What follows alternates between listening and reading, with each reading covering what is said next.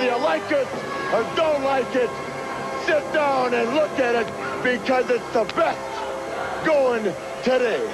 Woo! G5 Jeff TV, hit the subscribe button, hit the like button. Please share this video, support your boy. Support good content at all times. All social media is in the description box, and please hit that bell icon so you be notified when I drop that heat. This video is sponsored by my boy Fast Classic. His mixtape is in the description box. It is absolutely free. Definitely give him a download, give him a listen. And this video is sponsored by my boy Matt. Definitely check his apparel out on IG at WeAllFrom, WeAllFrom. This is the official breakdown and prediction video for Jose Uzcategui versus Caleb Plant. This is the first breakdown and prediction video for 2019 for G5 Jeff TV. We're going to reset the record. For the breakdown and prediction videos, start off 0-0 for 2019.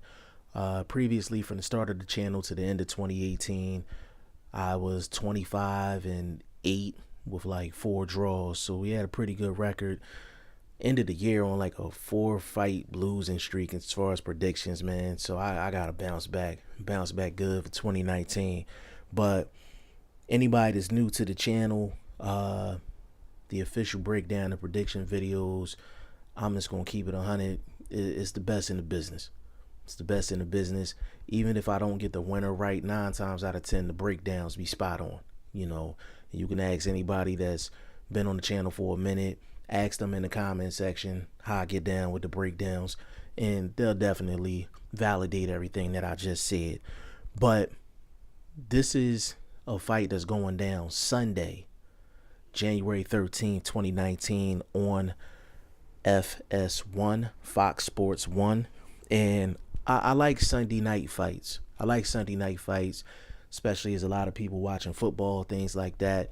You watch the 1 o'clock and the 4 o'clock games, you may not be interested in that 8:30 game that comes on prime time. So, you know, boxing around this time is pretty good, you know, so guys can just sit back and just watch a real good fight. Now, what I'm going to do in this video, break down each guy, break down some scenarios. I'm going to break down how I think the fight going to go and eventually predict the winner. Now, this is a 50-50 fight. Let me get that out of the way. Let me get that clear. This is a 50-50 fight at 168 pounds. Now, I'm going to start off with Jose Uzcategui. Now, with Jose Uzcategui, for the people that don't know who he is the guy that fought Andre Dirrell twice. The first time he fought Andre Dirrell, he was beating Andre Dirrell. And he caught Andre Dirrell with a combination, and the last punch of the combination was slightly after the bell. Andre Dirrell was knocked down. He could not continue. Jose Uzcategui was disqualified. And then, famously, Andre Dirrell's uncle came into the ring and hit Jose Uzcategui with a 2-piece. And and just to show Uzcategui got a iron chin, he just looked at his uncle like, did you just hit me? Like, you know what I'm saying? So that was the highlight of that fight. And then Uzcategui got another opportunity at Andre Dirrell, and he stopped him. I think, going into the 9th or the 10th round. Basically, Andre Dirrell quit, and that's just what it was. And just to point out another major point in Jose Uzcategui's career is he lost to Matt Korobov. And Matt Korobov is the guy that gave Jamal Charlo all types of problems, gave him everything he can handle. But that was a good fight as well. Now, as far as me breaking down this fight, usually I put the lab coat on and I get to studying and things like that. Don't get me wrong, I dry cleaned the lab coat.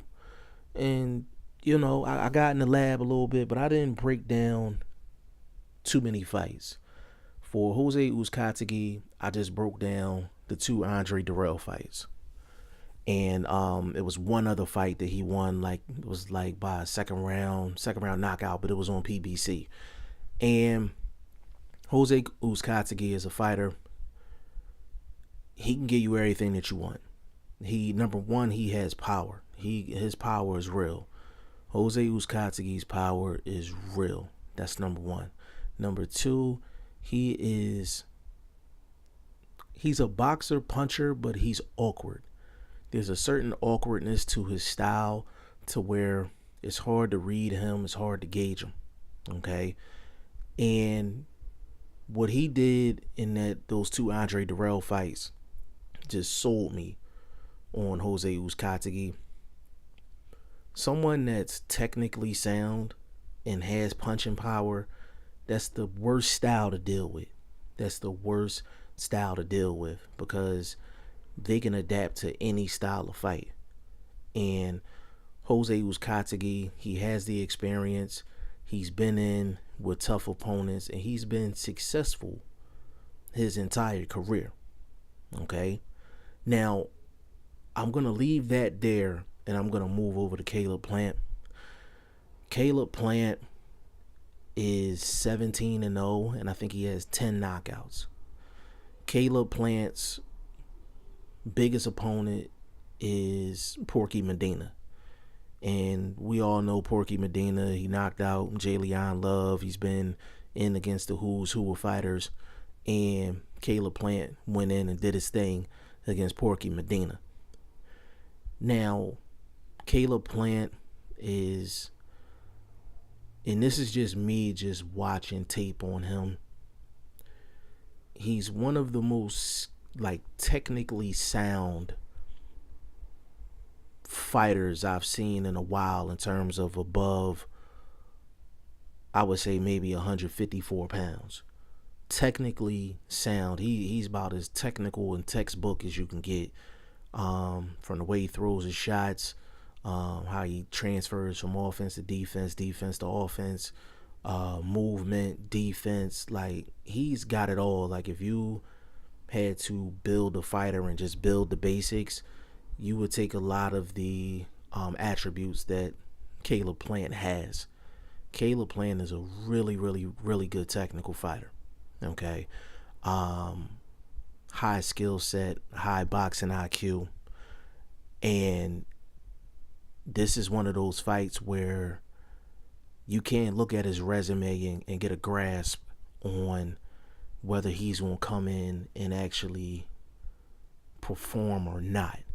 Where with Jose Uzcategui, he has examples in his boxing resume to where he stepped up to the plate and actually performed when the lights were bright. All right. Now I'm going to take all that with Caleb Plant and I'm going to put that to the side. Now, as far as Caleb Plant is concerned in terms of how he's going to approach this fight and what he needs to do to win this fight, I think Caleb Plant needs to limit his perimeter movement. He needs to limit his perimeter movement, not because I don't think he can move. He's a good mover in the ring. The thing is, when you're in a championship fight and you're trying to take the title, there has to be moments in the fight where you have to stand your ground and throw shots, and there has to be moments in the fight where you establish yourself on the inside and in the pocket. Caleb Plant is definitely going to have to do that in this fight. The second thing, he's going to have to basically not telegraph the jab. He can't telegraph the jab because with Jose Uzcategui, with his type power, if he misses with a jab or telegraphs a jab, he can hit you with a shot on the arms, on the shoulder. It's going to hurt. He's a heavy-handed fighter. So Caleb Plant has to make sure that he mixes up the jab, goes up and down on the jab, and keeps a proper amount of distance and stay defensively responsible when he's throwing that jab. The third thing that Caleb Plant is going to have to do is take Jose Uzcategui's shot. He's going to have to take his money punch in this fight because he's going to get hit with the money shot at some point during the fight. If Caleb Plant can get through this whole fight and not get hit with the money shot, then he would have fought damn near a perfect fight defensively. But he could fight a damn near perfect fight defensively and still not get a decision. Like, I don't want people to be clouded by what happened between Tony Harrison and Jermell Charlo. A guy that fights like Tony Harrison usually doesn't win the belt with the judges. So what happened with Tony Harrison is rare. I'm not saying that it wasn't deserved, but it's rare that judges will give that type of style a win in the championship fight, and they're the contender. So Caleb Plant can go out and do the exact same thing that Tony Harrison did with Jermell Charlo and think he's going to get a victory. Okay? He's going to have to turn up in this fight. He's going to have to pick his spots when he turns up, but he can't fight 80% defense and 20% offense. He's not going to win. He's not going to win on the cards, point blank, period. So Caleb Plant needs to balance out and have an even balance of defense and offense. His counterpunching needs to be sharp. No more than 2 shots. No more than 2 shots.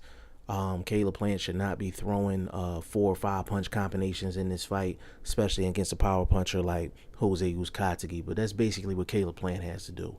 Now, I'm going to turn it over to Jose Uzcategui. What Uzcategui has to do is he has to jab with the jabber. Caleb Plant has a good jab, and he's going to throw it. Jose Uzcategui has to throw with him. Not necessarily to hurt him with the jab, but to use the jab to get the proper distance that he wants. When you're a power puncher, you have to have the proper distance. You don't want to smother your shots. If you smother your shots, you're smothering your power at the end of the day. So Jose Uzcategui definitely has to use a jab with the purpose of trying to get inside. Number 2, body work. Jose Uzcategui definitely got to go to Caleb Plant's body, and he has to go to his body early, often, and consistent. He has to give Caleb Plant something to think about and get him out of that defensive posture with the head shots. Got to work the body, work his way up.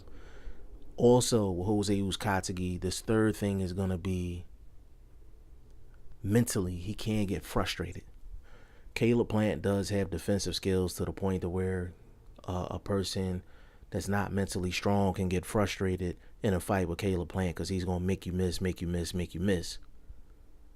The key with this fight is to stay disciplined, stay patient, and hit whatever you can hit on Caleb Plant. And you want to basically get volume on him.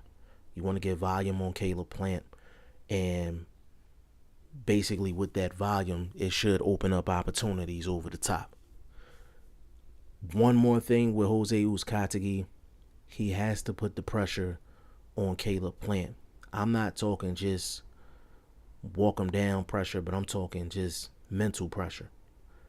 Stay in his face, cut the ring off, constantly throw shots. If Caleb Plant throws a shot and it lands, don't give him no emotion, no facial expression, no nothing. Just continue to put the pressure on. You got to put physical and mental pressure on someone as good defensively as Caleb Plant, because Caleb Plant, the only way he's going to slip defensively is unless you just take him out of his rhythm. You increase the pressure on Caleb Plant. So those are the things that Jose Uzcategui got to do to win this fight. Now, how do I think it's going to go? I think Caleb Plant is going to have moments in this fight. But the main thing with Caleb Plant is, can he get respect from Jose Uzcategui in terms of his power? Caleb Plant, 17-0, 10 knockouts. And I haven't seen too many times where Caleb Plant actually turns up in a fight. Like, he's so technically sound. He's like smooth in the ring. Like, sometimes he's just too cool. You know what I'm saying? I accuse Erislandy Lara of that. I accuse Guillermo Rigondeaux of that. Like, they're so gifted they are so gifted technically that they're just in cruise control all the time.